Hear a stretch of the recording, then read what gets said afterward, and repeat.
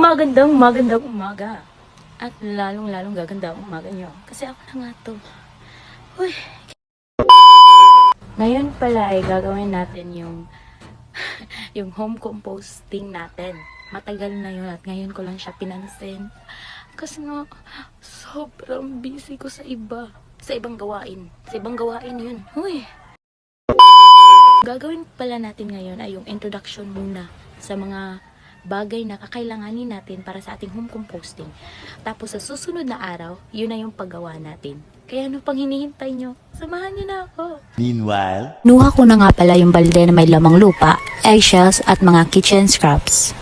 Ito na nga yung mga kakailanganin natin para sa ating home composting. Sa ating kitchen scraps, dadagdagan ko pa yan kasi konti lang yung naipon natin.